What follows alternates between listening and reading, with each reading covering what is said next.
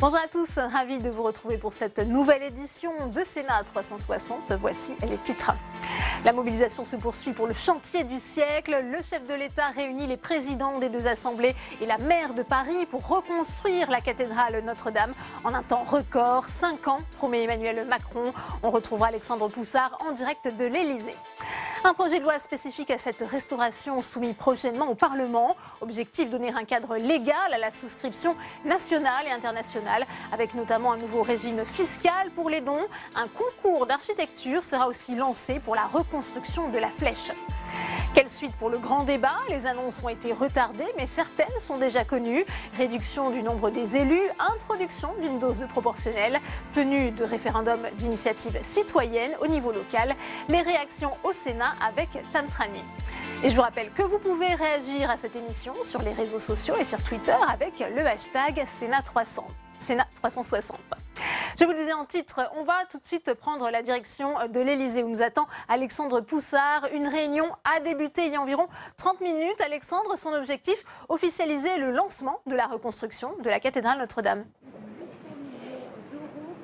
Oui Delphine, puisqu'Emmanuel Macron a fixé hier l'objectif, reconstruire en 5 ans la cathédrale Notre-Dame de Paris. Et aujourd'hui, il s'agit de démarrer cette course contre la montre avec cette première réunion de lancement de la reconstruction de Notre-Dame de Paris. Tous les acteurs concernés par ce projet sont en ce moment aux côtés d'Emmanuel Macron, avec le Premier ministre Édouard Philippe, les membres du gouvernement concernés comme le ministre de la Culture Franck Riester, le ministre de l'Action et des Comptes Publics Gérald Darmanin, le président du Sénat Gérard Larcher est également convié, tout comme les responsables ecclésiastiques qui ont en charge cette cathédrale de Notre-Dame de Paris. Et enfin, tous les acteurs du secteur du patrimoine sont en ce moment autour de la table, comme Stéphane Bern, le chargé de la mission patrimoine. Alors Emmanuel Macron, lors de cette réunion, doit notamment évoquer le projet de loi pour rebâtir Notre-Dame de Paris, sur lequel travaille le gouvernement. On sait que ce texte contient notamment des mesures fiscales pour faciliter les dons et également un assouplissement des règles de la construction.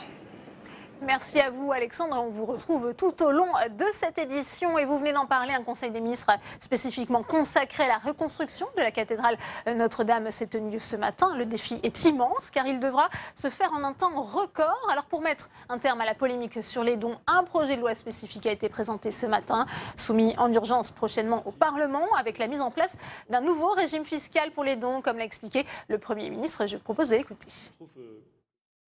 Dès la semaine prochaine, nous présenterons en Conseil des ministres un projet de loi qui donnera un cadre légal à la souscription nationale que le Président de la République a lancée. Ce projet de loi précisera en particulier les garanties de transparence et de bonne gestion que nous apporterons dans la gestion des dons. Une responsabilité que nous souhaitons confier à un comité que présideront le premier président de la Cour des comptes et les présidents des commissions chargées des finances et de la culture des deux assemblées. Chaque euro versé pour la reconstruction de Notre-Dame servira à cela et pas à autre chose. Le projet de loi précisera également que les Français qui effectueront un don pour la reconstruction de Notre-Dame de Paris bénéficieront d'une réduction majorée de leur impôt sur le revenu de 75% jusqu'à 1 000 € et de 66% au-delà de 1 000 €. Première invitée de notre multiplex, c'est la sénatrice LR de l'Essonne, Laure Darcos. Elle est avec vous, Tam Trani. Laure Darcos, Édouard Philippe annonce donc un projet de loi dès la semaine prochaine pour offrir un cadre légal à la souscription nationale qui a été lancée pour reconstruire Notre-Dame de Paris. Est-ce que pour vous c'est une bonne chose ou est-ce que ça va trop vite? Non, alors je pense qu'en effet c'est une bonne chose parce que vous avez toujours malheureusement l'envers de la médaille et il y aurait pu y avoir des souscriptions malhonnêtes qui soient en parallèle de celles officielles. J'ai vu d'ailleurs que Franck Riester notamment très vite en fait a envoyé des communiqués de presse pour dire exactement quels étaient les sites sur lesquels on pouvait donner ces dons de manière officielle. Donc tout centraliser, ça me paraît être une bonne chose. Important que le Parlement se saisisse très rapidement de cette question. À mon avis, oui, parce qu'en effet, ça veut dire en effet peut-être création en effet d'un établissement public. Donc on rentre là dans une démarche extrêmement officielle et législative. D'ailleurs, concernant la souscription nationale, Édouard Philippe annonce pour les particuliers une réduction d'impôt qui va être majorée à 75% jusqu'au don de 1 000 €. Au-delà, ça sera le droit commun, 66%. Que pensez-vous de cette mesure? Écoutez, j'en suis d'autant plus heureuse. Non pas que malheureusement on est obligé d'arriver à cette catastrophe de lundi soir, mais au projet de loi de finances, j'avais proposé ce 75%, puisque avec la hausse de la CSG, notamment pour les retraités, qui sont les principaux généreux donateurs, en fait, souvent de toutes petites souscriptions, beaucoup d'associations, en fait, voyaient depuis l'année dernière une baisse, mais vraiment une fonte de leurs revenus et pour leur association. Et donc j'avais proposé le 75%, et à l'époque j'avais été retoquée. Donc bien évidemment extrêmement satisfaite. J'ai quelques collègues qui portent une proposition de loi qui va beaucoup plus loin, c'est-à-dire 90%. Michel Savin, notamment au Sénat. Symboliquement, je la signerai, parce que je pense qu'en effet, pour une souscription aussi exceptionnelle que celle-là, je pense qu'il faut en effet défiscaliser et en tout cas avoir ce symbole très fort, que l'État n'en profite pas. Mais déjà 75%, bien évidemment, j'en suis très heureuse. Également, Édouard Philippe annonce le lancement d'un concours international pour reconstruire la flèche. Alors, faut-il la faire à l'identique? Faut-il la moderniser? Qu'en pensez-vous? Là, c'est un vrai débat d'architectes, d'artistes. Tout à fait. Alors, je ne me permettrai pas du coup de donner un avis, mais on va dire un avis personnel. Je sais qu'il avait fait, cette flèche avait fait beaucoup débat à l'époque.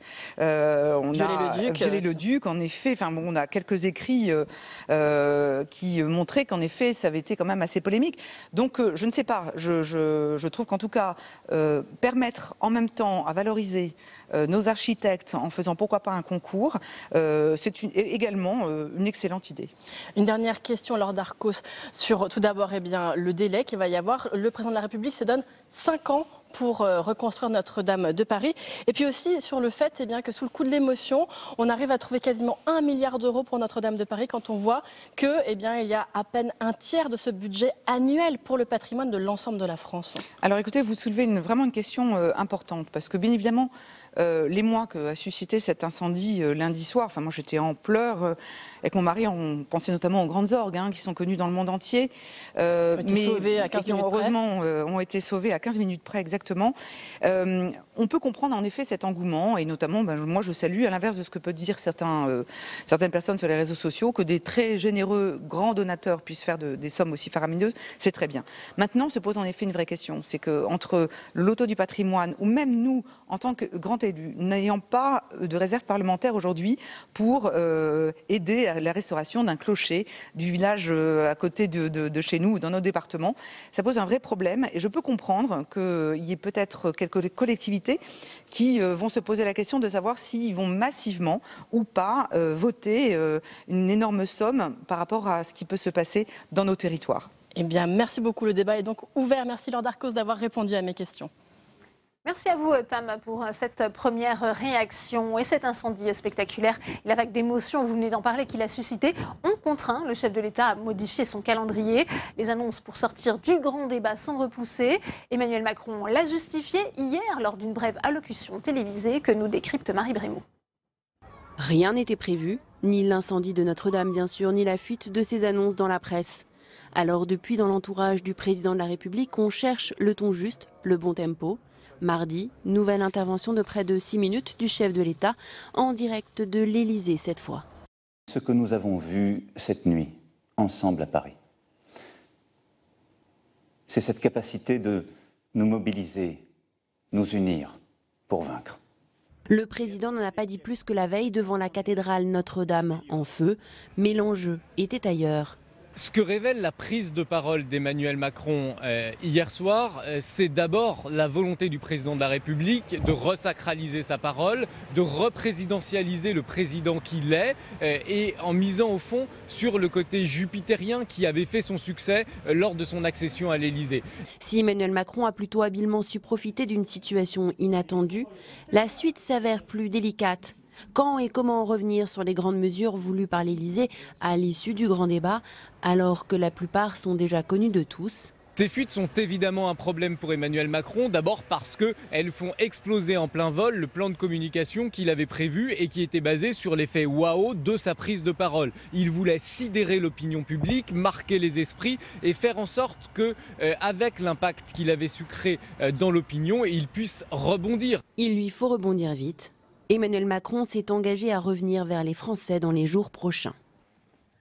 Et on continue les réactions au Sénat avec vous, Tam Tranu, avec le sénateur apparenté socialiste de Paris, Bernard Jomier. Bernard Jomier, quel regard portez-vous tout d'abord sur cette séquence de communication pour le président de la République avec la fuite de ces annonces qui devaient avoir lieu avec ce discours qui finalement n'a pas été diffusé et puis ce nouveau discours hier soir pour reparler de Notre-Dame. Ça montre que le président de la République n'est décidément plus le maître des horloges. En tout cas, moi j'ai trouvé que son discours à propos de Notre-Dame était digne, était rassembleur, et c'est plutôt ce qu'on attend d'un chef de l'État. Était-il malheureusement utile de l'avoir deux fois, ce discours? En tout cas, il est bon qu'il l'ait eu, et il faut quand même saluer le fait qu'il s'est comporté à cette occasion comme un chef de l'État, en situation de prendre la mesure du traumatisme que nous avons subi avec l'incendie de Notre-Dame et d'y répondre de façon consensuel. Donc ça, il faut le saluer. Malheureusement, ça n'est pas son attitude habituelle et les annonces qui ont été diffusées de ce qu'il se préparait à dire aux Français pour clore le grand débat national n'est pas du même ordre. Oui, et ça, c'est pas une bonne séquence pour le président de la République, c'est le moins qu'on puisse dire pour vous? Mais il a été perturbé par l'événement de Notre-Dame. Un chef de l'État devrait dans ce cas-là savoir faire la part des choses, assumer ce rôle consensuel et rassembleur face au traumatisme que vit le pays et réagir avec plus de sang-froid et non pas dans le désordre en termes de communication, parce que c'est ce qui s'est passé. Alors hier, d'ailleurs, Emmanuel Macron a annoncé une volonté de reconstruire Notre-Dame en 5 ans. Est-ce que ça vous paraît faisable ? Je ne sais pas, je ne suis pas spécialiste. Je crois savoir que le diagnostic n'est pas terminé, qu'il y a notamment des inquiétudes sur les pignons. Et donc on voit bien que la situation est instable et je crois qu'il ne faut pas confondre le volontarisme et la précipitation. Le volontarisme, c'est d'aller vite, parce que nous devons vite retrouver cette cathédrale que nous aimons tous. La précipitation, c'est de préempter les choix. Or, les choix architecturaux, les choix des matériaux, se discutent. Après tout, Viollet-le-Duc a érigé une flèche au XIXe siècle qui n'était pas dans le bâtiment d'origine. Ça avait été beaucoup commenté déjà à l'époque. Est-ce qu'il faut la réériger de la même façon ou pas? Je crois qu'il faut prendre le temps du débat. Il y aura un concours international, hein, ça a été annoncé. Oui, mais par ce n'est pas que le choix des architectes, c'est le choix du pays aussi. À partir du moment où c'est le pays et le monde entier qui est traumatisé par l'incendie de Notre-Dame, ce n'est pas qu'une question de concours d'architectes, ce doit être le politique au sens large et les Français qui fixent les grandes lignes de la reconstruction. Bernard Jomier, votre regard sur le fait qu'en 24 heures, on trouve quasiment 1 milliard d'euros pour Notre-Dame de Paris, quand le budget du patrimoine en 2018, c'est à peine un tiers de cela, cet afflux de dons, il faut s'en réjouir, c'est excessif, qu'est-ce que vous en pensez? Il faut s'en réjouir, bien sûr, ça c'est la première chose, parce que des grandes fortunes qui ont abondamment profité de notre système fiscal, y compris pour y échapper, décident de contribuer pour reconstruire Notre-Dame, très bien. Après, ce qu'on constate, c'est que les sommes récoltées vont d'ores et déjà quasiment suffire, même si on ne connaît pas exactement le montant nécessaire, mais vont suffire pour les travaux. Et donc, moi, je trouverais souhaitable que l'ensemble de cet argent soit versé dans une caisse qui sert à reconstruire Notre-Dame, bien sûr, mais à rénover d'autres bâtiments du même type dans des villages, dans des petites villes qui ne bénéficient pas des mêmes engagements. Et je suis certain que ces généreux donateurs ne trouveront rien à y redire. Bien, merci beaucoup Bernard Jomier pour votre réaction. Merci à vous, Tam. On en vient maintenant à ce défi immense qui s'annonce pour reconstruire Notre-Dame. Le chantier du siècle devra se faire en un temps record avant les JO de 2024 et les travaux seront des plus délicats. Cécile Sixou. Nous rebâtirons la cathédrale Notre-Dame plus belle encore. Et je veux que cela soit achevé d'ici 5 années. Hier soir, Emmanuel Macron s'y est engagé. Notre-Dame sera reconstruite en 5 ans. Des paroles aux actes. Édouard Philippe a annoncé ce matin un projet de loi qui sera présenté dès la semaine prochaine pour la reconstruction de Notre-Dame. C'est un objectif ambitieux, mais je pense qu'il est sain que l'État et l'autorité politique et le chef de l'État fixent des objectifs ambitieux. En tout cas, notre travail, dès hier, dès aujourd'hui, c'est de faire en sorte que cet objectif soit atteint. Emmanuel Macron veut aller vite. Une bonne nouvelle pour les élus parisiens. Moi, je suis favorable à ce volontarisme en termes de calendrier. Dans 5 ans, c'est les Jeux Olympiques, c'est-à-dire que le monde entier aura les yeux braqués sur la France et sur Paris. Et donc c'est important que nous puissions donner la plus belle image de Paris possible. J'ai été heureuse de l'entendre fixer cet horizon de 5 ans, parce que toute la journée, on avait entendu des gens disant ça va prendre 10 ans, 20 ans, 30 ans. Et là, du coup, on baisse les bras, on se résigne. Et je pense que la France ne doit pas se résigner. Roger Karoutchi approuve aussi l'engagement, mais l'estime un peu trop ambitieux. On sait très bien que le temps des analyses, le temps de préparer évidemment le plan de reconstruction, on ne commencera pas les travaux avant probablement 9 mois. Et il faudra probablement, parce qu'on n'a plus les ouvriers charpentiers, on n'a plus les équipes qu'on avait il y a encore peut-être 40 ou 50 ans. Donc il faudra probablement une dizaine d'années. Le gouvernement a d'ores et déjà lancé un concours des architectes pour reconstruire la flèche de Notre-Dame. Et justement, on va en parler avec mes invités. Sur ce plateau, j'ai le plaisir d'accueillir Charlotte Hubert. Bienvenue à vous. Vous êtes présidente de la Compagnie des architectes en chef des monuments historiques. Également sur ce plateau, Catherine Tricot. Bienvenue. Vous êtes architecte urbaniste. Jean-Pierre Leleut également sur ce plateau. Bonjour. Vous êtes sénateur LR des Alpes-Maritimes et vous êtes le président de la Commission nationale du patrimoine et de l'architecture. Merci d'avoir accepté l'invitation de Public Sénat. Patrick Liébus est également avec nous. Bonjour. Président de la Confédération de l'artisanat et des petites entreprises du bâtiment, ancien pompier de Paris. Vous êtes spécialiste des charpentes et du bois. Damien Deschelette est également avec nous. Bonjour, bienvenue à vous. Vous êtes architecte en chef du Sénat, avec comme spécialité la conservation et la restauration des statues, des sculptures ornementales et des peintures. Première question pour vous, Charlotte Hubert, parce qu'on parle déjà du chantier du siècle. Vous êtes d'accord avec cette expression ? Oui, parce qu'il s'agit de Notre-Dame de Paris. Et que l'immense émotion qui a été générée par cet incendie nous montre à quel point ce monument insigne appartient à tous, à quel point le monument historique est le bien commun. Chacun s'est senti dépossédé quand la forêt, cette grande charpente, est partie en flammes. Et c'est dans ce moment blessant pour nous, les architectes en chef, qui sommes au chevet quotidiennement des édifices et dont la mission première est de les sauver, de les conserver, de les transmettre. Dans ce moment blessant, on a quand même eu cet espoir de se dire tout le monde l'aime et tout le monde la veut, et elle est le repère, on va au-delà de l'architecture, paysagée, de tous. Donc c'est sûrement pour cette raison le chantier du siècle, parce que le monde entier connaît Notre-Dame de Paris. S'il y avait besoin de le prouver, c'est fait. Et c'est dans ce sens-là qu'il faut le voir. Et puis la tâche est importante et Dieu merci, j'ose dire, on ne reconstruit pas une charpente et une toiture de cathédrale du XIIe et XIIIe siècle tous les jours. Donc rien que pour ça, c'est le chantier du siècle, effectivement. Avec un nouveau défi fixé hier, Catherine Tricot, par le chef de l'État. Il promet que la restauration se fera en 5 ans. C'est un délai raisonnable, selon vous ? Déjà, je pense que c'est un peu prématuré pour se prononcer, puisqu'en fait, on vient juste, elle est encore fumante, la cathédrale, et donc on ne sait pas tout à fait l'état des structures. On est encore inquiet pour le pignon nord. Des mesures de confortement doivent sans doute être prises pour les pignons pour sauver les rosaces. C'est en fait un des enjeux principaux, parce que si des pierres tombent, ça se reconstruit. Si la rosace tombe, là, je pense que c'est une perte irrémédiable. Donc pour l'instant, je pense que c'est peut-être un peu rapide de se dire qu'on va pouvoir refaire en 5 ans. Ceci étant, si on s'en tient à la situation présente, 5 ans, ça me paraît grosso modo un délai possible pour faire une charpente et une couverture sur 3000 m². Ça me paraît de l'ordre du possible. Jean-Pierre Leleut, votre regard sur à la fois effectivement ce volontarisme politique, il a voulu susciter de l'espoir aussi en disant c'est possible en 5 ans. Qu'en pensez-vous ? Le volontarisme politique est accompagné par une émotion tellement partagée qu'elle est légitime. Nous sommes encore dans le temps de l'émotion. Et c'est normal. Tous les Français et même le monde entier se retrouvent dans l'étonnement, dans la peine, et on est dans ce temps-là.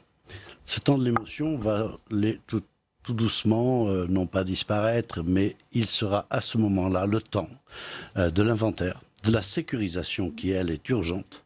Il faut sécuriser le bâtiment, c'est la première chose à faire. La deuxième chose, c'est exactement l'inventaire des véritables dégâts, et notamment ceux des flammes et ceux de l'eau. Et les fragilisations que cela a pu provoquer sur l'ensemble de l'édifice, notamment sur les rosaces. Puis viendra le débat qui, lui, risque d'être un peu compliqué sur le parti pris architectural qui sera adopté pour... On va y venir, puisqu'on sait qu'un concours a été lancé. Faut-il reconstruire à l'identique? On va se poser la question. On continue ce tour de table avec vous, Patrick Liébus, sur ce délai. C'est vrai qu'on n'a pas beaucoup de repères. Il n'y a pas eu beaucoup de chantiers similaires dans l'histoire récente, finalement. Que pensez-vous de ce délai fixé par le chef de l'État? Un chantier à une telle échelle sur un monument de ce type-là, c'est pas quelque chose de courant.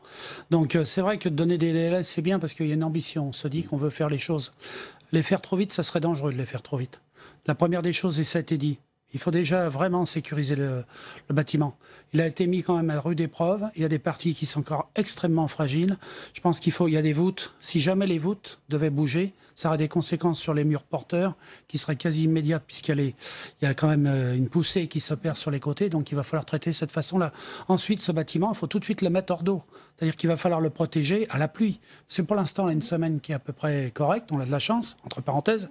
Mais il va falloir le mettre hors d'eau. Puis après, derrière, il va falloir que les architectes, qu'il y ait une décision politique du choix de reconstruction, que les architectes se mettent en œuvre, que tous ceux qui sont dans l'acte de construire travaillent, et qu'après qu'on voie avec les entreprises la méthode qui sera la mieux, la plus retenue. Parce qu'après, il y a plusieurs méthodes qui peuvent être retenues. L'aspect extérieur, il peut être arrêté tel qu'il était, et normalement, il faut avoir un aspect qui conforte ce qu'était Notre-Dame. Ça fait partie de notre histoire, comme ça a été dit.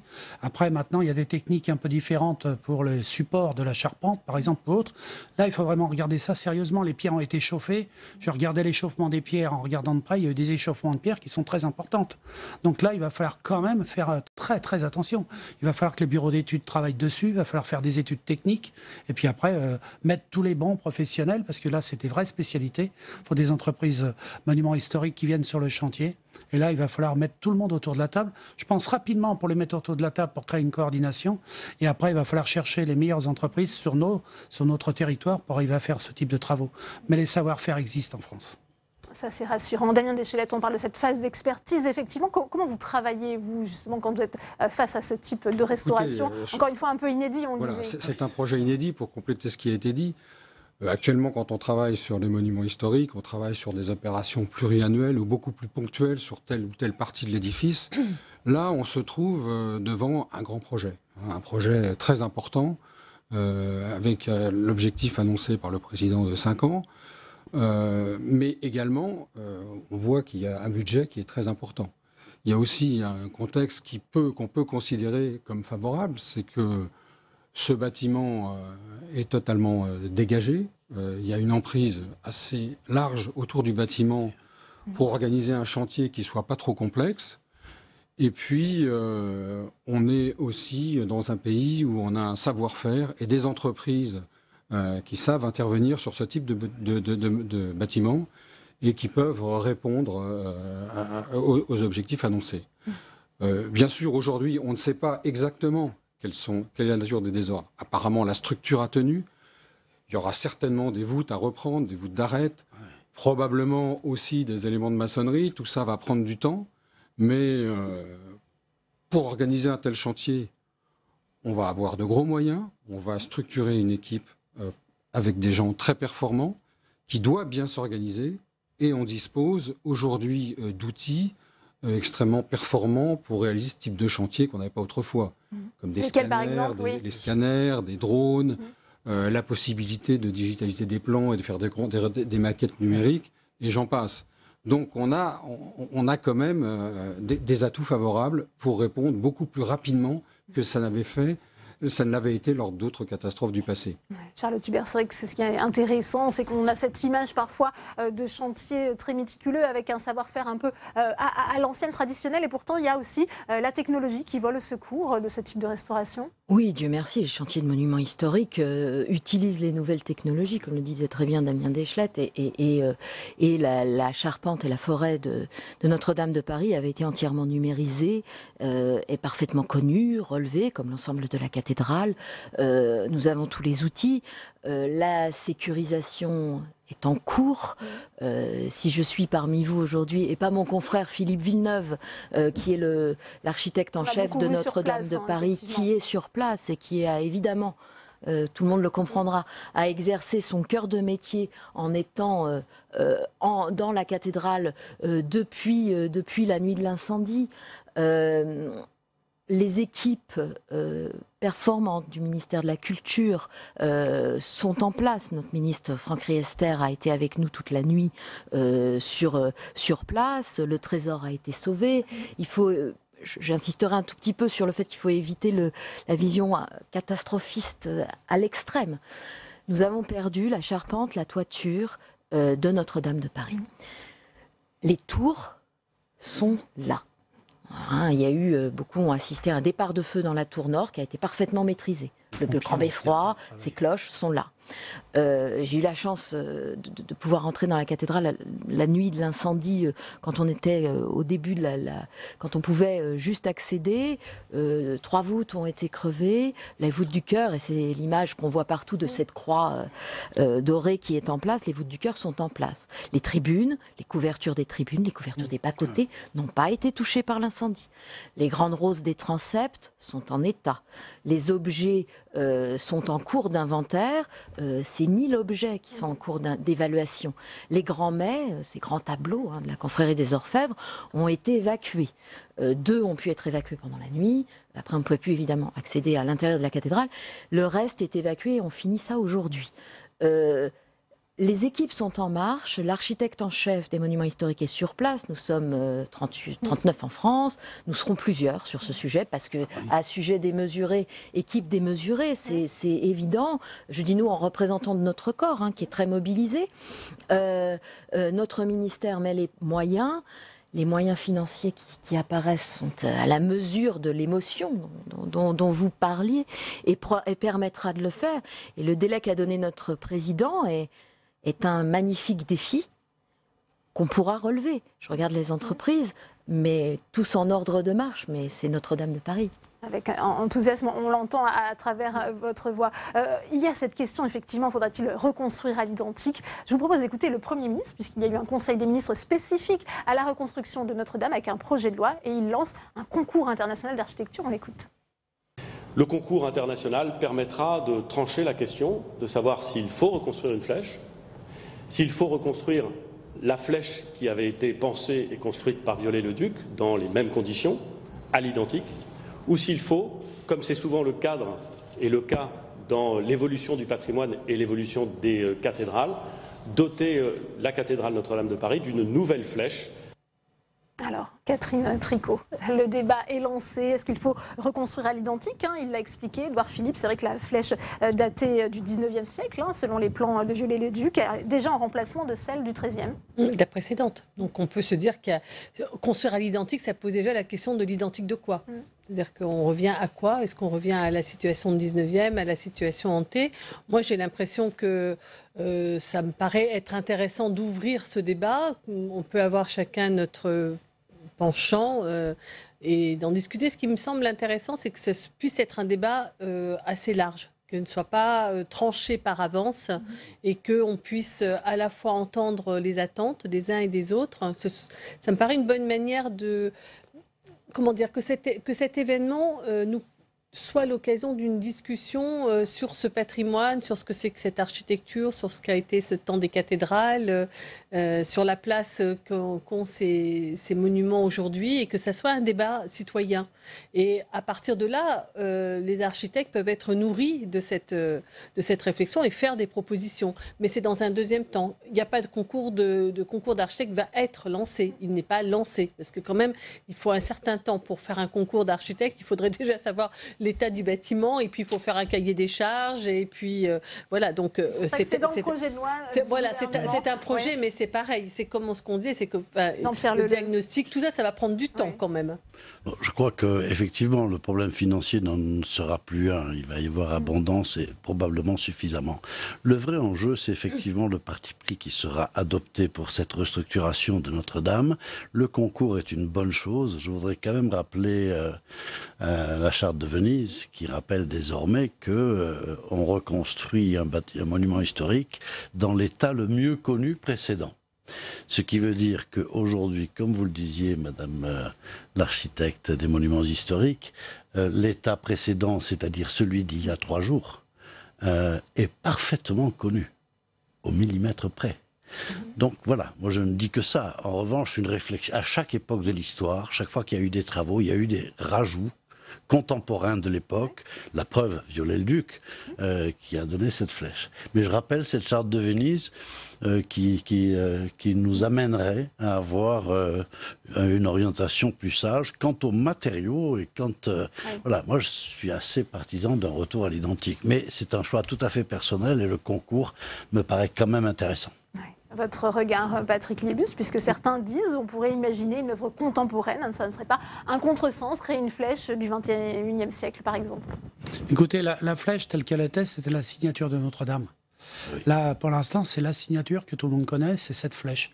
C'était l'identification qu'elle avait, cette particularité, cette construction qui était quand même assez particulière, avec des hauteurs hors normes. Il faut reconnaître que ça fait partie de notre patrimoine, entre parenthèses. Reconstruire cela, il n'y aura aucun problème. Là, il y a des techniciens, on a des professionnels qui reconstruisent ça sans aucun problème. Vous l'avez dit, ça a été numérisé de toute façon. On connaît absolument tous les détails et il y a tous les plans. Viollet-le-Duc, on a tous les plans, comme on avait d'autres plans. La flèche qui était avant, qui a été détruite à la Révolution, elle avait un autre aspect. Alors, on n'en a que des peintures, donc c'est pas aussi peut-être précis, il y a peut-être des plans, je ne sais pas. Mais en tous les cas, voilà, ça fait partie de cette signature. La particularité de ce chantier, je voulais le relever, c'est que quand on travaille sur une rénovation, comme vous le disiez, une rénovation, là, on sait faire, on démonte, on refait, on refait. Là, on est sur une partie qui a été touchée par le feu. Donc, ça demande des précautions particulières. Des femmes et des hommes vont travailler sur ce chantier. Donc, ça veut dire qu'il faut une sécurité hors pair. D'ailleurs, si Notre-Dame existe encore, hein, c'est les pompiers de Paris qui l'ont sauvé. Hein. C'est eux qui l'ont sauvé. Ils ont eu quand même une conscience professionnelle extraordinaire. Il y a eu une chaîne humaine qui a permis de sortir tout ce qui est patrimoine. Mais maintenant, il faut réfléchir les choses posément. Je pense qu'il faut prendre le temps de réfléchir à ce que l'on veut faire de cette toiture de Notre-Dame. Elle a des vraies particularités, de par sa charpente, la forêt de charpente qu'il y avait dessus. Mais en plus, c'est une toiture en plomb. C'est une particularité aussi. Ça demande quand même des techniques très particulières. Donc il y a beaucoup de choses qui sont à remettre en œuvre. Il faut du temps. Le chef de l'État, au contraire, veut aller vite, lui. Mais je comprends le chef de l'État, la décision qu'il nous donne de l'élan, comme je dis. C'est un terme un peu brutal, mais il nous donne de l'élan. Il nous donne envie d'avancer. Moi, je dis, bien sûr qu'il faut des challenges. On doit avoir... La France est un pays de challenge. On en a toujours eu. Là, il y en a un. Mais il faut faire un challenge réussi. C'est quand même mieux qu'un challenge lancé et qui n'irait pas à la réussite. On a quelques exemples de choses qui ont été lancées en précipitation et qui n'ont pas amené des résultats. Donc je pense que Notre-Dame mérite vraiment qu'on prenne le temps de lui donner ce qu'elle a. Est-ce qu'on peut s'affranchir aussi des règles d'architecture quand il s'agit de monuments classés historiques? Alors, dans l'annonce du concours qui a été faite par le Premier ministre, je ne sais pas, alors je n'ai pas tous les éléments, si le concours portera uniquement sur la flèche ou sur la flèche et les couvertures. C'est la vraie question. Déjà, c'est quelque chose... Apparemment, c'est que la flèche. Mais apparemment, c'est que la flèche. Ça sera soumis à l'examen du Parlement. Donc ça peut c'est vrai qu'après, enfin, je ne sais pas ce qu'en pense ma consoeur, mais après l'incendie de la cathédrale, il y a des exemples quand même dans le passé de reconstitution de charpentes, notamment la charpente de la cathédrale de Reims par Deneux, qui a été réalisée avec des fermes en béton, qui garantissent aujourd'hui qu'un tel incendie ne puisse pas se reproduire.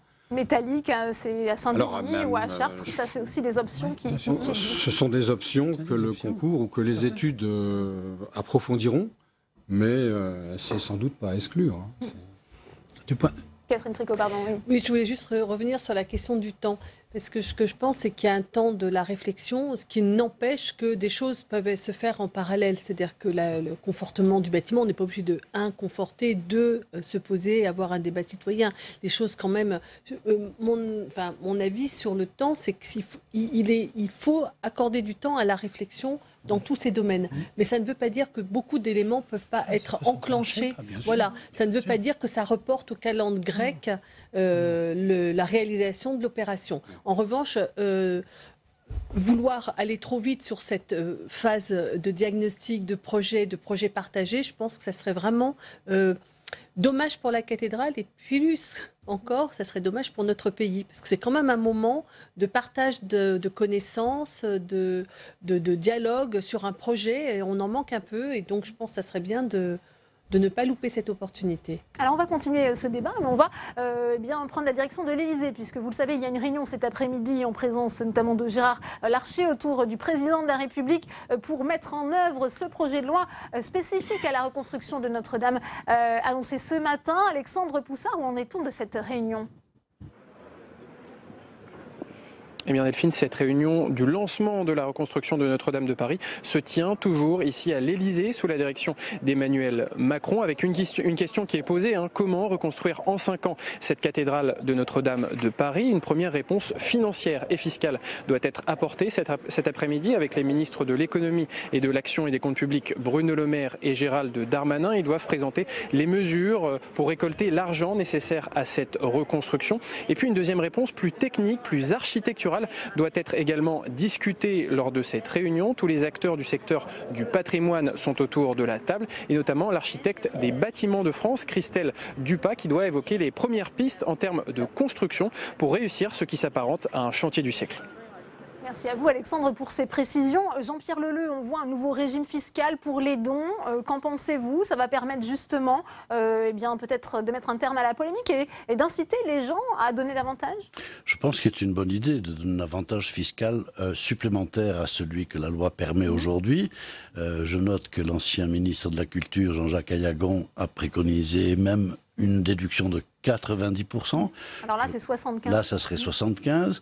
Je crois que les deux conviennent. C'est sûr que 90, ça serait mieux, ça se tenterait davantage de nos concitoyens, mais c'est autant de pertes à gagner pour l'État. Donc en fait, il faut raison garder. Il y a une chose qui m'a, non pas interpellé, mais qui m'a posé question dans la déclaration de Monsieur le Président de la République. 5 ans, bien sûr, ça donne de l'élan, vous avez raison, mais il ne faudrait pas que l'urgence soit un des critères de choix à certains moments des décisions. Et deuxièmement, il a dit, nous allons la refaire et plus belle. Voilà, ça m'a posé question, comme à beaucoup de gens, ça veut dire quoi ? Charlotte Hubert. Ça veut dire comme fraîche restaurée, au moins. Puisqu'il ne faut pas oublier que la flèche, et on voit les images partout, l'échafaudage est en place encore. La flèche de Notre-Dame était vouée à être restaurée. Elle était très noire, elle était en plomb. Donc on peut imaginer que reconstruite, je ne connais pas évidemment la forme qu'elle aura, mais elle n'aura pas ses 100 ans d'âge en tous les cas. Ce qui me semble important de dire, et je rebondis un peu sur ce qu'a dit Damien Deschlette, effectivement, on a tous, du moins nous les professionnels, quand on était sur place la nuit de lundi à mardi, on a tous eu la réflexion de se dire c'est Reims en 17. Reims, la cathédrale de Reims a été incendiée en 1914, n'a pas pu, pendant la Grande Guerre, être restaurée, et puis elle a subi les bombardements de la ville en 1917. On a cette vision de la cathédrale meurtrie. Bon. Elle a été restaurée avec une charpente exceptionnelle en béton, on le disait. Conçue par l'architecte en chef des monuments historiques Henri Deneux, dont il faut savoir qu'il avait fait sa thèse sur la charpente en bois de Notre-Dame de Reims. Donc il la connaissait parfaitement, la charpente existante, brûlée. Il a décidé. Il y avait un message, et c'est le sens de nos actions dans le monument historique. C'est-à-dire que la destruction de la charpente et de la toiture de Notre-Dame de Reims est liée à la Grande Guerre. Un épisode de l'histoire qu'on ne peut pas balayer d'un revers de main. L'incendie de Notre-Dame de Paris a eu lieu un 15 avril 2019. On saura peut-être pourquoi, mais il n'y a pas derrière toute l'histoire d'un conflit armé. Donc c'est à travers ça que le projet s'exprime aussi. C'est qu'est-ce qu'on raconte ? Parce que dans ces monuments, on a une histoire où on empile, si j'ose dire, toutes les strates de notre histoire. C'est la grande histoire de France qu'on raconte à Notre-Dame de Paris.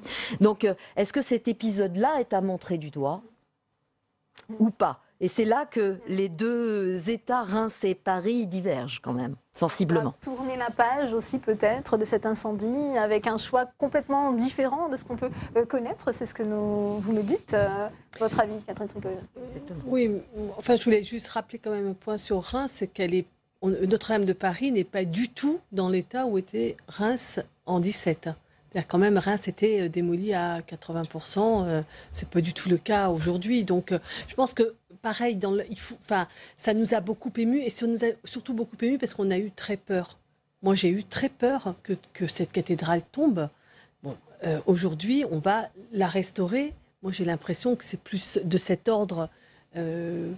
C'est plus ça qui est devant nous, c'est de la restauration et pas de la reconstruction. Ça, c'est pour se dire que c'est pour ça que je pense que les 5 ans, c'est possible.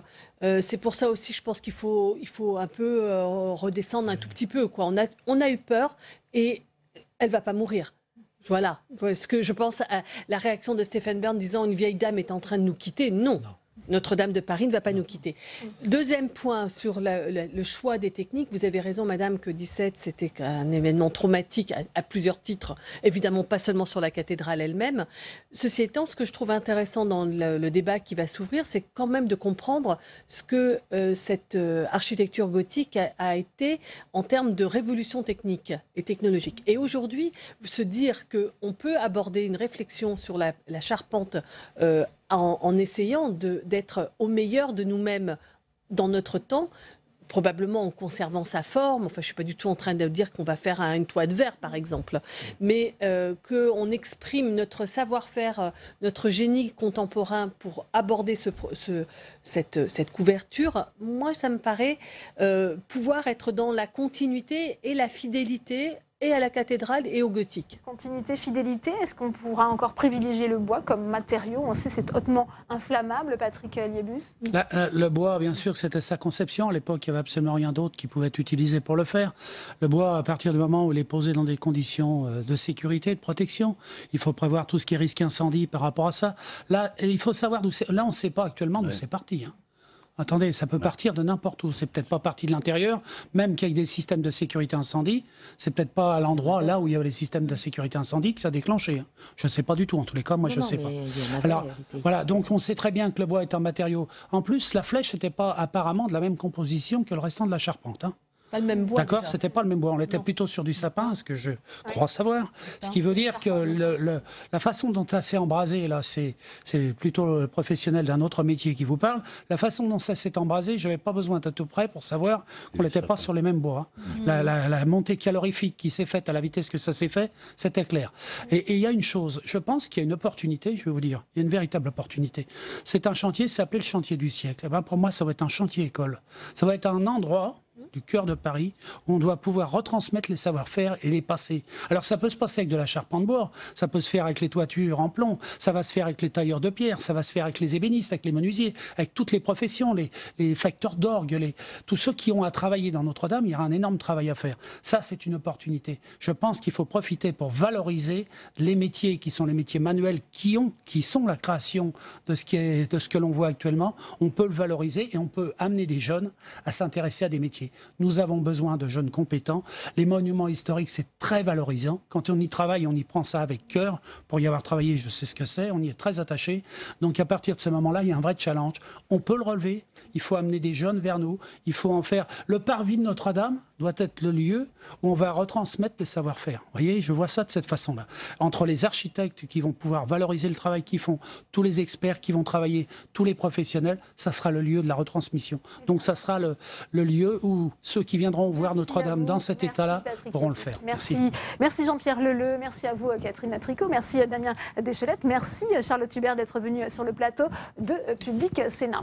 On en vient maintenant à ce que devait annoncer Emmanuel Macron lundi, avec un point qui risque de cristalliser les tensions. Le chef de l'État souhaite que les Français travaillent plus. Plusieurs scénarios sont à l'étude. Réduire le nombre de jours fériés, modifier la durée hebdomadaire du travail ou encore retarder l'âge de départ à la retraite. Jonathan Dupriez. Produire davantage, c'est par ces mots extraits de son projet d'allocution qu'Emmanuel Macron effleure la question de l'allongement du temps de travail des Français. Allongement censé financer de futures dépenses publiques. L'idée potentielle du président, c'est d'augmenter la durée du travail. Alors non pas pour travailler plus, pour gagner plus, mais pour essayer de financer un certain nombre de besoins. Alors ça peut être soit un besoin lié au fait qu'on va potentiellement réduire l'imposition pour les classes moyennes, mais ça peut être aussi pour financer un certain nombre de dépenses qui vont arriver, comme notamment la dépendance. Emmanuel Macron pourrait modifier la durée légale de travail hebdomadaire, actuellement 35 heures en France, mais cette durée s'allonge souvent à 39 heures dans le privé. Difficile de toucher à cette mesure symbolique pour ce spécialiste. C'est un totem. Toucher aux 35 heures, c'est toucher à quelque chose qui est considéré comme un acquis social. La technique est beaucoup plus simple. C'est payer les heures supplémentaires de façon significative, mais sans pour autant charger les entreprises d'un coût du travail trop important par rapport à la concurrence internationale. Le président pourrait aussi s'attaquer aux jours fériés. Emmanuel Macron pourrait en réduire le nombre. Une journée fériée travaillée rapporte environ 2 milliards d'euros à l'État. La France a 11 jours fériés aujourd'hui et 25 jours de congés payés. Si on additionne les deux, on est dans la moyenne européenne. C'est pas là-dessus que l'on va gagner des marges d'argent pour financer la protection sociale. Et c'est évidemment symboliquement assez lourd, c'est difficile, c'est impopulaire. On le voit bien sur l'affaire du lundi de Pentecôte. Enfin, Emmanuel Macron pourrait repousser l'âge légal de départ à la retraite. Le décaler d'une année permettrait de faire rentrer 7 à 8 milliards d'euros dans les caisses de l'État. Et parmi les autres propositions issues du grand débat, la mise en place de référendums d'initiative citoyenne au niveau local ou encore l'introduction d'une dose proportionnelle, réduction du nombre d'élus. C'est également une possibilité sur la table pour Emmanuel Macron qui veut par là relancer la réforme constitutionnelle avant l'été. Quentin Calbi. C'est une allocution qui tenait sur 18 pages. Et dès le deuxième feuillet, à propos des leçons à tirer du mouvement des Gilets jaunes, Emmanuel Macron devait parler des questions institutionnelles. Ce que nous traversons est une crise de représentation qui dit « ceux qui nous représentent ne nous écoutent pas ». Évoquée depuis la campagne présidentielle, la réduction du nombre de parlementaires était bien présente dans le discours. Vous voulez, je l'ai entendu, être mieux représenté. Je partage cette conviction. Nous devons, pour nos élections, en particulier au Parlement, avoir moins d'élus et un scrutin plus juste et significativement plus proportionnel, afin que les grandes familles de pensée puissent être mieux représentées. Pour rappel, l'été dernier, l'exécutif tablait sur une réduction d'1 tiers du nombre de parlementaires et une part de 15% de députés élus à la proportionnelle. Autre mesure évoquée dans le discours, les référendums. Le référendum d'initiative partagée, qui existe déjà, serait simplifié. Et le RIC, demandé par les Gilets jaunes, pourrait être créé, mais uniquement sur certains sujets locaux. Une annonce déjà dénoncée par certains sénateurs. Sur le besoin de participation des Français, si effectivement l'idée du président de la République est de mettre le RIC dans les pattes des maires et des élus locaux, on le remercie effectivement de son idée, mais d'abord le RIC, je pense que c'est une très mauvaise idée, mais alors l'imposer au niveau local, dans quelles conditions, dans le climat actuel, bon, franchement je pense que là aussi c'est une mesure symbolique et une mauvaise mesure. Enfin, une 4e chambre représentative devrait être créée, une convention de 300 citoyens tirés au sort, mais amenés à plancher uniquement sur la transition écologique et les réformes concrètes à prendre, sans détail exact sur la place que cette instance doit jouer dans le processus institutionnel de notre République. Et on continue les réactions au Sénat avec vous, Tam Tranui, avec le sénateur socialiste du Loiret, l'ancien ministre Jean-Pierre Sueur, c'est à vous. Jean-Pierre Sueur, parmi les annonces institutionnelles d'Emmanuel Macron qui ont fuité dans la presse, il y a tout d'abord l'annonce d'un RIC local, un référendum d'initiative citoyenne locale. Est-ce pour vous une bonne chose et est-ce une réelle nouveauté? Je n'en suis pas sûr. Parce que vous savez, il y a une certaine expérience de ces référendums locaux. Oui, le référendum d'initiative locale existe déjà. Pour l'implantation de l'unité de traitement des ordures ménagères à côté de chez vous? En général, non. Si c'est ailleurs, oui. Et si vous interrogez les gens d'ailleurs, ils sont en général partisans que ce soit dans l'autre endroit.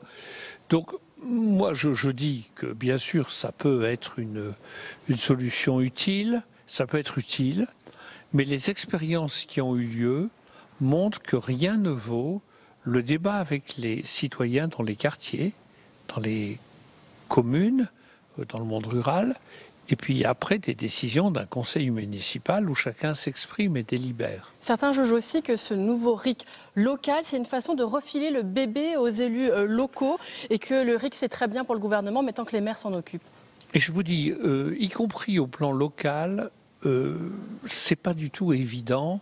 Vous n'imaginez pas que le budget d'une commune soit adopté par référendum, parce qu'il y a un budget d'une commune, c'est une centaine et des centaines de décisions à prendre. Et tout cela, ça suppose du débat. Donc moi, je suis pour la concertation dans les quartiers, pour les conseils de quartier. Je suis pour la démocratie participative. Je suis pour que les conseils municipaux débattent avec la majorité, l'opposition, les différents points de vue. Mais je ne crois pas que le référendum local soit un remède miracle. C'est bien que ça puisse exister, ça existe déjà d'ailleurs. En parlant de démocratie participative, Emmanuel Macron parle également de l'installation d'une convention citoyenne de 300 personnes tirées au sort. Croyez-vous réellement en l'utilité d'une telle convention ? Écoutez, l'expérience mérite peut-être d'être tentée, mais moi je crois à la démocratie tout simplement. Et la démocratie, ce n'est pas... donc pour vous. Mais on peut essayer, on verra bien. Et peut-être que ces personnes tirées au sort auront des idées intéressantes. Mais ce qui est important pour moi, c'est la démocratie, c'est le vote. Vous votez pour des représentants. Et après, si ces représentants ne vous donnent pas satisfaction, ben vous ne les réélisez pas. Mais si vous voulez, je crois profondément à l'élection. Parce que l'élection, c'est proposer plusieurs choix aux électeurs, et puis ils se prononcent. Le projet de réforme constitutionnelle, Jean-Pierre Sueur, il a été abandonné l'été dernier, on se rappelle bien sûr avec l'affaire Benalla. Le président de la République l'annonçait dans sa lettre, en tout cas pour cet été au Parlement, vous y croyez et quel serait donc son contenu ? Mais écoutez, je n'ai rien contre, il y a des mesures qui sont absolument nécessaires. Il faut réformer le Conseil supérieur de la magistrature pour fonder l'indépendance du parquet. Sans ça, la France continuera à se faire sanctionner par la Cour européenne des droits de l'homme. On le sait, tout le monde le sait.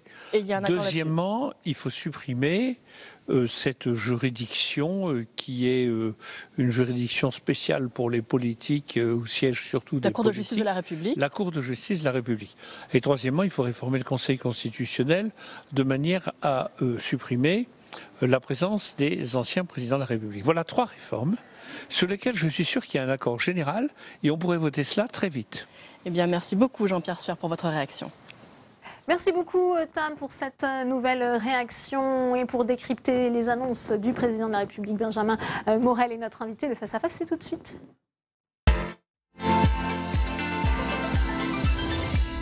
Bonsoir Benjamin Morel, Bonsoir. docteur en sciences politiques à l'École normale supérieure Paris-Saclay, chargé d'enseignement en droit public à l'Université Paris 1 Panthéon-Sorbonne. Merci d'avoir accepté notre invitation. Le chef de l'État promettait des propositions disruptives. Est-ce que c'est le cas en ce qui concerne le volet institutionnel, Benjamin Morel ? Ça en a l'apparence, mais dans les faits, en fait, c'est pas très disruptif. C'est-à-dire que vous avez tout un pan de ces propositions qui, en fait, sont un recyclage de la révision constitutionnelle, notamment la baisse du nombre de parlementaires et l'instauration d'une dose de proportionnelle. Mais on sait très bien, on a fait des simulations que si vous baissez le nombre de parlementaires et que vous introduisez une dose de proportionnelle, plus haute est la dose de proportionnelle, plus on a de grandes circonscriptions qui jouent encore plus le rôle majoritaire et l'Assemblée n'est pas plus représentative. Donc la dose de proportionnelle n'a pas réellement d'importance pour comprendre comment sera organisée la future Assemblée si on fait justement une dose et une baisse du nombre de parlementaires. Donc là, on est dans du très classique et du déjà prévu. Ensuite, vous avez 2 éléments un peu disruptifs. Les RIC locaux, mais qui en fait peuvent déjà exister et ne servent pas à grand-chose parce que la plupart du temps... Alors justement sur ces RIC locaux, puisqu'il accède finalement une demande des Gilets jaunes en voulant instaurer ces référendums d'initiative citoyenne au niveau local, on a entendu déjà les inquiétudes notamment de Philippe Dallier. Hier sur ce plateau, il disait ça va être en fait une initiative dans les pattes des maires. Il y a des inquiétudes au niveau local, notamment sur la mise en place de ces référendums. Il y a 2 types d'inquiétudes si vous voulez. En effet, pour les élus locaux, ça risque de créer une forme d'instabilité avec des groupes, des petits groupes très organisés qui vont pouvoir proposer des RIC, etc., à un niveau très local, donc avec un nombre de signatures relativement faible, ça peut poser problème. Et ensuite, vous avez la question du seuil et du quorum. C'est-à-dire que si jamais vous avez un quorum trop bas de votants, à ce moment-là, eh bien, c'est en effet les petits groupes organisés qui vont pouvoir utiliser cet instrument pour imposer leur agenda et pour imposer leurs mesures. Or, on risque d'avoir eh bien, des RIC adoptés avec très très peu de voix du coup. Soit vous mettez un quorum relativement élevé, admettons 50% des votants, mais sans campagne nationale, avec une mobilisation très faible et une campagne de faible ampleur, eh bien, vous risquez d'avoir des RIC rejetés à l'appel et donc beaucoup de frustration entraînée par ces RIC. Le RIC a un sens au niveau national, il a des risques également, mais il peut avoir un sens au niveau national. Au niveau local, ça paraît extrêmement compliqué, y compris d'ailleurs dans des pays comme la Suisse qui ont l'habitude des référendums, mais on voit que les RIC locaux, là-bas non plus, n'ont pas un franc succès. En revanche, en ce qui concerne les référendums d'initiative partagée, là aussi le chef de l'État promet, c'est encore à confirmer, d'en assouplir les règles. Ça c'est une bonne chose puisqu'on a vu, notamment dans l'histoire récente, avec le cas d'ADP, c'est compliqué à mettre en place.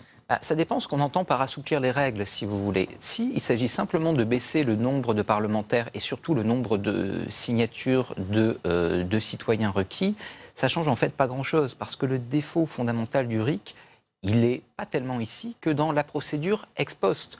Une fois que vous avez vos signatures et vos parlementaires, l'Assemblée a deux choix. Enfin, l'Assemblée, le Parlement a deux choix. Soit elle examine le texte, et dans ce cas-là, il n'y a pas de référendum, elle peut le rejeter, ça peut prendre 1 heure. Discussion générale, motion, ça tombe. Soit elle décide de ne pas l'examiner, et dans ce cas-là, il y a référendum. Comme l'Assemblée est tenue par la majorité du gouvernement, c'est normal, c'est la Constitution, eh bien, ce gouvernement peut très bien proposer avec le président de la République un référendum. Donc soit le gouvernement veut un référendum et il n'a pas besoin d'un RIC pour le faire, soit le gouvernement ne veut pas de référendum, auquel cas il gardera la possibilité de le bloquer. En trompe-l'œil, on veut rénover la démocratie, finalement on ne donne pas plus le pouvoir aux citoyens. Si vous voulez, c'était l'objectif du référendum d'initiative partagée en 2008, d'être une mesure en trompe-l'œil, et personne d'ailleurs ne s'y est trompé. Le sort était dans le sigle, si vous voulez. Alors là, on ne fait que repopliner une mesure qui était morte d'avance, donc à partir de là, les mêmes causes ne peuvent avoir que les mêmes effets. On a envie d'y voir plus clair avec vous, Benjamin Morel, sur ce qui va relever encore de la révision constitutionnelle. On nous promet qu'elle sera relancée au Parlement avant l'été.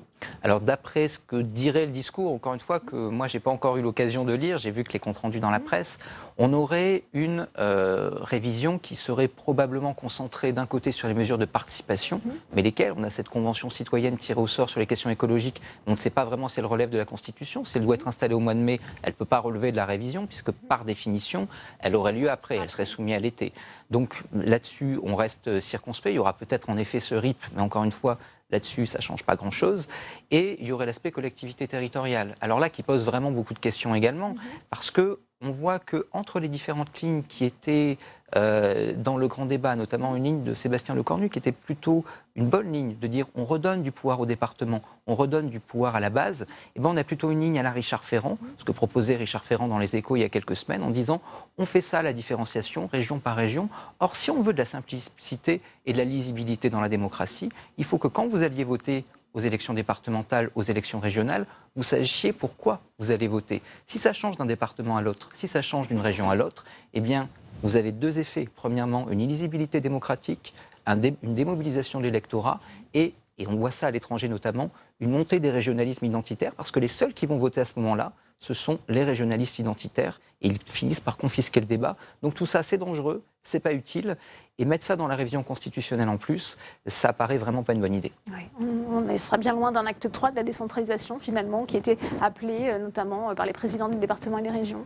Vous avez deux aspects tels qu'ils sont évoqués par Emmanuel Macron. Vous avez d'abord cette affaire de différenciation par région, dont j'ai déjà dit tous les problèmes qu'elle pouvait poser, et vous avez l'idée de remettre des fonctionnaires d'État sur le terrain. Bonne idée en soi, extrêmement bonne idée, sauf que c'est de la déconcentration, c'est pas de la décentralisation. Donc oui, pour de la déconcentration, il faut le faire, mais il ne faut peut-être pas ça maquiller sous le cycle décentralisation, parce qu'on risque de plutôt fâcher les élus locaux qui, eux, connaissent bien leurs droits et savent qu'entre les deux notions, eh bien, il y a quand même une vraie différence. Bien, merci Benjamin Morel pour ce décryptage. Merci d'être venu sur ce plateau. C'est la fin de cette édition. Merci à vous de l'avoir suivi. Rendez-vous demain à 16h30.